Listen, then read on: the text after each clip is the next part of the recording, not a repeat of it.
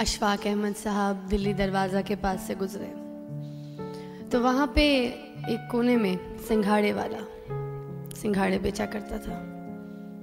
तो वो उसके पास गए, जाके पूछा कि क्या रुपए सिंघाड़े दे रहे हो। उसने बताया कि जो भी रेट, क्योंकि काफ़ी पुरानी बात मैं आपको बता रही हूँ, क्योंकि उस वक्त अशफाक अहमद साहब हयात थे, ज़िंदा थे।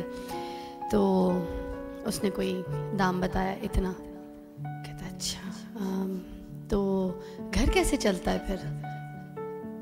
तो कहने लगा कि बस सारे पैसे जो कमाता हूँ बीवी को दे देता हूँ, बीवी घर भी आराम से चलाती है, सारे खर्चे वर्चे भी अखराजात भी सुकून से निकल जाते हैं, कभी कोई मसला नहीं हुआ। अब हुआ ये कि अशफाक अहमद साहब को लगा कि ये तो बंदा बहुत सच्चा है, ये तो बहुत सच्ची बात कर रहा है, तो उससे और बातें कुछ पूछता हूँ, अच्छा इंसान लग रहा है। उन्होंने कहा ये सिंघाड़े जो है ये काले होते हैं, और आप जब बेच रहे होते हैं तो आप जिस तरह से ठेले पे होते हैं लोग, उनके पास काले सिंघाड़े मिलते हैं। हम जब घर में जाते हैं इसको उबालते हैं तो ये काले नहीं होते, तो ये काले कैसे हो जाते हैं?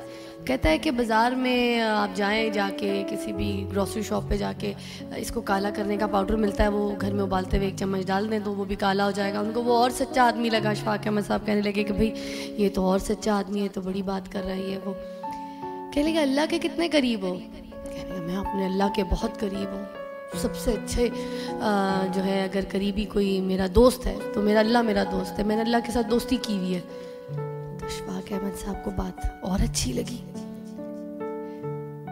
तो उसी बातों के सिलसिले में एकदम से वो बोला कि मैं चाहता हूं कि पूरे पाकिस्तान को बोलूं कि पूरे कपड़े पहन कर निकला करें। तो बड़े परेशान हुए अशफाक अहमद साहब ने पूछा पूरे कपड़े? पहले तो सोचा कि ऐसी क्या बात है, आजकल शायद मॉडर्न ज़माना आ गया है, थोड़े से छोटे छोटे स्टाइल कपड़ों के पहने जा रहे होते हैं, ऊंची कमीज़ें ऊंचे पैंट्स पहने जा रहे होते हैं, कि उसकी वजह से ना कह रहे हो। तो पूछा तो कहने लगे नहीं नहीं, बस मैं चाहता हूँ हर इंसान जो है पूरे कपड़े पहन के निकला करे। सामने से एक टांगे वाला जा रहा था, उस पर सवारी जा रही थी। तो अशफाक अहमद साहब फ़ौरन बोले कि अब ये जो बंदे जा रहे हैं जो सवारी में बैठे हुए, उसने पैंट बुशर्ट पहना हुआ है, उसने पूरा शलवार कुर्ता पहना हुआ है, उसने दूसरे ने भी पूरा लिबास पहना हुआ है, तो अब इस तरह के लोग ये पूरे कपड़े तो पहने हुए, आप किस तरह की कोई बात कर रहे हैं, मुझे कोई अगर मिसाल वगैरह दे दे तो समझ आ जाए।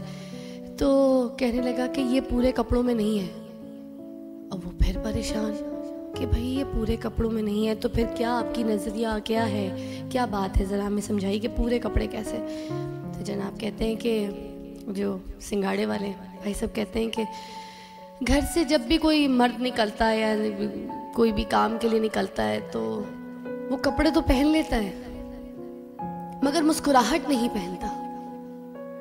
तो मैं चाहता हूँ पूरा पाकिस्तान जो है वो मुस्कुराहट पहने। लड़ते हुए घर से निकलते हैं, लड़ते हुए घर में वापस चले जाते हैं, इसी तरह लड़ते हुए पूरी ज़िंदगी गुजार देते हैं और लड़ते हुए अपना वक्त अपनी उम्र ख़त्म कर देते हैं। तो मैं चाहता हूँ कि मुस्कुराहट ज़रूर पहने। आज मैंने अशफाक अहमद साहब की इस बात से अपना प्रोग्राम शुरू किया, एक मैसेज देने की कोशिश की कि मुस्कुराहट हमें पहननी चाहिए। बात उस वक्त नहीं समझ आई होगी आपको जब मैंने कहा कि इंसान को पूरे कपड़े पहनने चाहिए, मुझे एक सिंगाड़े वाले ने जो बात कही, मगर अब आप सबको बात समझ आ गई होगी कि हम सबको मुस्कुराहट पहन कर घर से बाहर निकलना चाहिए, और जब घर में भी दाखिल हों अपने घर वालों के साथ बैठें, बातें करें, खाएं पिएं, एंजॉय करें, तो हमें मुस्कुराहट कभी नहीं छोड़नी चाहिए, उसे पहन के रखना चाहिए। वाहिद एक ऐसी चीज़ है जिसे पहने ही रखना चाहिए, चेंज नहीं करना चाहिए।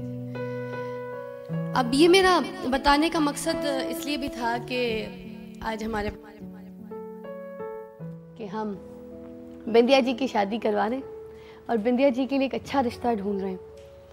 तो जो आज लोग हमें कॉल भी करेंगे या बिंदिया जी के साथ ख्वाहिश ज़ाहिर करेंगे कि हम उनसे शादी करना चाहते हैं, तो मेरी एक रिक्वेस्ट भी होगी साथ साथ कि आप अपनी मुस्कुराहट ज़रूर पहन कर कॉल कीजिएगा। जब आप मुस्कुराहट पहनेंगे और एक इखलाक और एक रिस्पेक्ट का दायरा नहीं छोड़ेंगे तो फिर आप इन चीज़ों को सिंसियरली लेंगे, सीरियसली लेंगे। क्योंकि मैं बताती चलूँ कि हम अपने प्रोग्राम में कोई ड्रामा नहीं कर रहे, हम कोई कहानियाँ नहीं झूठी सुना रहे, हम रियलिटी बेस्ड शो कर रहे हैं यहाँ पे और हम सीरियसली बिंदिया जी का रिश्ता ढूंढ रहे हैं। देखिए जी, जोड़े तो आसमानों में बनते हैं और हम सिर्फ़ और सिर्फ उन इंसानों को मिलाकर अपना फ़र्ज़ अदा करते हैं और ना सिर्फ बहुत से लोगों की दुआएं समेटते हैं बल्कि अल्लाह की नज़र में भी सुरखरू होने की कोशिश करते हैं। हम भी बिंदिया जी का जो जोड़ ढूंढने की कोशिश कर रहे हैं वो इस यकीन से कर रहे हैं कि इंशाल्लाह हमें वो जल्द ही मिल जाएगा और बिंदिया जी की तन्हाइयाँ जो हैं वो दूर हो जाएंगी।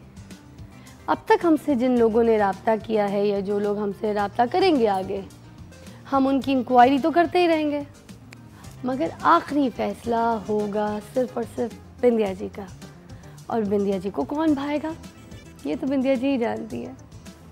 मेरी और मेरी पूरी टीम की सिर्फ़ और सिर्फ यही ख्वाहिश रही है कि हम अपने व्यूअर्स को एंटरटेन करने के साथ साथ कुछ ऐसा भी करें जिससे लोगों का भला हो जाए।